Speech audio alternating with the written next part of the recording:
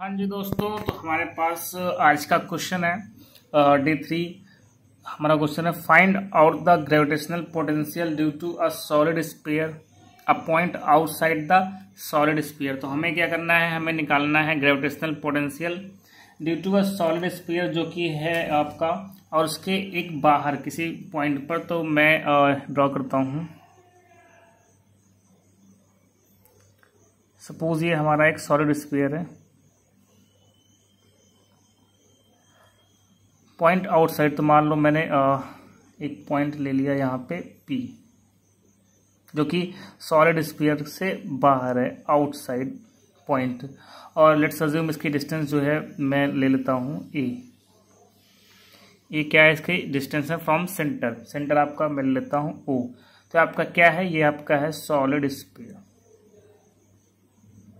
ठीक है, तो ये आपका है सॉलिड स्फीयर। इससे के सेंटर से P पॉइंट पर हमें निकालना है ग्रेविटेशनल पोटेंशियल। तो हम लोग जानते हैं कि हमारे पास जो एक छोटा सा पॉइंट मास होता है, मान लीजिए कोई पॉइंट मास है M। तो ये जो मास होता है ये किसी दूसरे मास पर क्या लगाता है, फोर्स, ग्रेविटेशनल फोर्स लगाता है। और जब वो ग्रेविटेशनल फोर्स लगाता है तो वहाँ पे पोटेंशियल भी जनरेट करता है। तो चलिए करते हैं सॉल्व। तो मान लो मैंने इसको अज्यूम कर लिया कि लेट हमारे पास एक स्फीयर है, सॉलिड स्फीयर ऑफ मास। तो let mass of sphere is equal to M, radius we can take it R। और हमारे पास क्योंकि ये सॉलिड स्फीयर है, तो सॉलिड स्फीयर में हमारे पास मास जो होता है वो इक्वली डिस्ट्रीब्यूटेड होता है, हर जगह एक जैसा मास होता है। तो मैंने डेंसिटी ले ली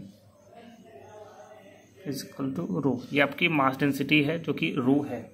ठीक है, तो अब यहाँ पे सॉलिड स्फीयर में हम लोग क्या करते हैं, जो सॉलिड स्फीयर आपका होता है वो छोटे छोटे, मान लीजिए मैंने एक सॉलिड स्फीयर लिया, तो इसके हर पोर्शन में चाहे आप इधर जाओ चाहे इधर जाओ, तो हर जगह मास होता है वो एक जैसा, एक समान होता है, एक जैसे सिमेट्री होती है मास डेंसिटी की। तो अगर मैं कहूँ तो जो आपका सॉलिड स्फीयर होता है वो उसको हम छोटे छोटे पार्ट में डिवाइड करें, तो एक छोटा छोटा सेल, छोटी छोटी गोलियां, इनको अगर हम ऐड करते जाएं तो हमारे पास एक बड़ा सा स्फीयर बन जाता है। जैसे आपने देखा होगा छोटे छोटे मार्बल्स होते हैं, तो उनको अगर हम करते छोटे छोटे ऐड करते जाएं तो हमारे पास एक बड़ा सा स्फीयर बन जाता है। तो इसमें क्या करेंगे, इसमें हम लोग एक छोटा सा सेल कट करेंगे। सेल इसके सेंटर से डिस्टेंस ले लेते हैं सपोज X, और ये जो सेल है इसकी थिकनेस हमने ले ली है, क्या ले ली है, dx, और रेडियस आपकी यहाँ से यहाँ तक है r। तो हमने एक यहाँ पे क्या कट किया, हमने कट किया एक सेल है dx थिकनेस का, और हमारे पास इसकी जो रेडियस या डिस्टेंस बोल सकते हैं from centre to its x। ठीक है, तो इस पे जिसकी रेडियाई कहाँ से वेरी कर रही है, O टू X। तो आपका जो वेरिएशन है सेल का, तो सबसे पहले क्या करते हैं हम सबसे पहले सेल का मास निकाल लेते हैं, क्योंकि ग्रेविटेशनल फोर्स में या ग्रेविटी में हमेशा मास इंपॉर्टेंट होता है, मास ऑफ सेल। तो मास ऑफ सेल क्या होगा, हम लोग जानते हैं कि आपका एक स्फीयर है, तो स्फीयर का जो वॉल्यूम होगा वो मास क्या होता है, मास आपका होता है वॉल्यूम इंटू डेंसिटी।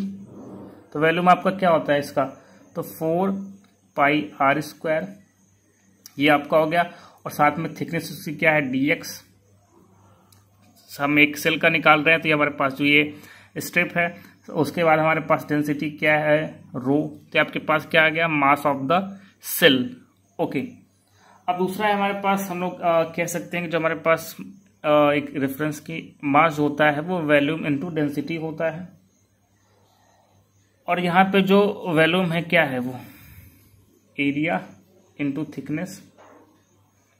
एरिया क्या है आपके पास 4πx², और आपके पास जो भी है तो इंटू थिकनेस क्या है dx। ठीक है, तो आपके पास जो वॉल्यूम निकला है वो निकला है एरिया इंटू थिकनेस। तो एरिया क्या है आपका 4πx², क्योंकि थिकनेस हमने वहाँ पे ली है, x जो है थिकनेस आपका dx है। ठीक है, तो आपके पास हो गया। तो हम लोग जानते हैं यहाँ पे अब निकालते हैं द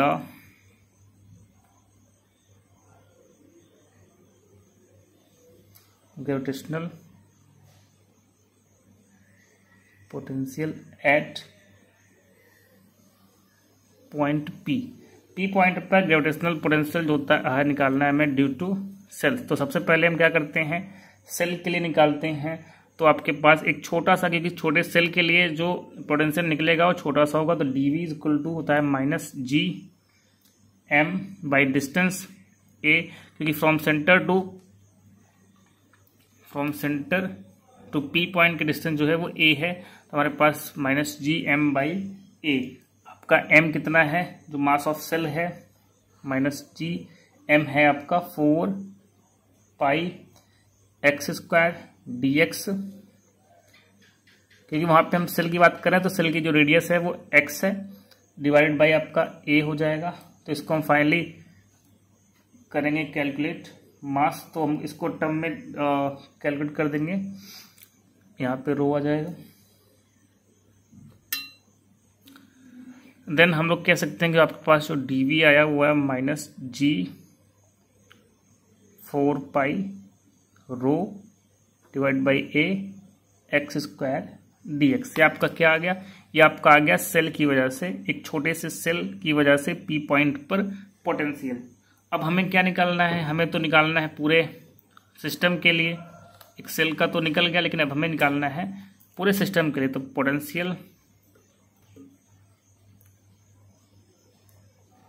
पोटेंशियल ड्यू टू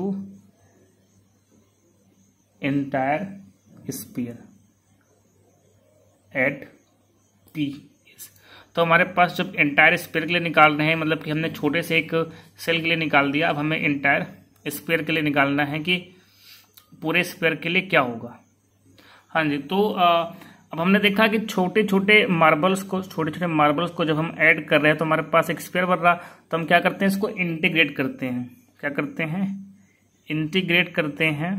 तो इंटीग्रेट करने पे क्या होगा, जो छोटे छोटे मार्बल्स उनको बड़ा एक पार्ट मिलेगा, तो स्फीयर बनेगा। तो हमने क्या किया, इसको इंटीग्रेट कर दिया, तो 4 पाई रो ए X square D x.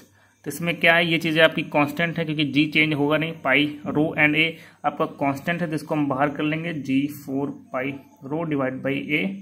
Integration आपका होगा एक्स स्क्वायर डी एक्स, और जो आपका एक्स है वो वेरी कहाँ से कहाँ कर रहा है, लिमिट। तो जो आपका यहाँ पे एक्स है, एक्स आपका 0 टू आर जा रहा। मान लीजिए मैंने कहा इनिशियली मैंने एक छोटा सा मार्बल रखा, फिर बड़ा बड़ा बड़ा इंक्रीज करते गए, तो आपका जो ये वेरिएशन है वो 0 से r तक है। तो x की जो लिमिट होगी वो कहाँ से कहाँ तक होगी, 0 से r। ठीक है, तो 0 से r तक आपकी x की लिमिट होगी। हाँ जी, तो हमारे पास जो dv का इंटीग्रेशन होगा वो v आ जाएगा, और जो हमारे पास है minus G 4 pi rho divide by A 0 to r X square D X. तो v is equal to minus G 4 pi rho divide by A. X square का इंटीग्रेशन आपके पास क्या होता है, एक्स स्क्वायर का इंटीग्रेशन होता है आपका एक्स क्यूब डिवाइड बाई 3, और लिमिट आपकी 0 से r। तो v आपके पास फाइनली आ जाएगा minus G 4 pi rho divide by A, upper limit and minus lower limit, हम लिमिट पुट करेंगे तो आपको हो जाएगा r क्यूब डिवाइड बाई 3। तो जो फाइनली आपका अल्टीमेटली आंसर आता है पोटेंशियल का due to a sphere at point P, V is equal to आपका माइनस जी, ए को बाहर कीजिए, D by A 4 by 3 pi R cube rho, ये आपके पास आता है फाइनल एक्सप्रेशन। और हम लोग जनरली इसको लिखते हैं V is equal to minus G M by A. यहाँ पे m क्या है, m को हम डिनोट कर देते हैं, m is equal to 4 by 3 pi R cube rho. ये आपका क्या होता है, मास होता है एक स्फीयर का। ठीक है, तो आपके पास ये आ गया। तो आपके पास जो आया gravitational potential due to solid sphere at point P. I hope आपको समझ में आया होगा। Thank you.